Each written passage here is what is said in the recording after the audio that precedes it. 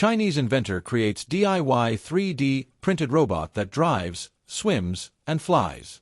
Viral sensation. Chinese genius unveils low-cost, multifunctional robot that launches missiles.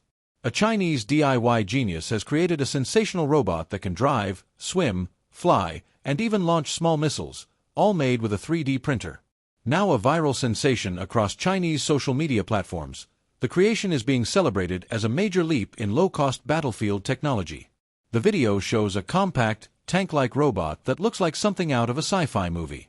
Its chassis is equipped with wheels for ground mobility, while a small propeller allows it to glide through water. The most impressive feature is a set of collapsible drone blades that allow it to take flight.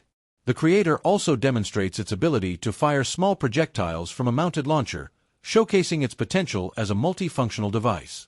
This innovative design, built with accessible 3D printing technology, suggests a future where advanced robotics could be produced at a fraction of the traditional cost.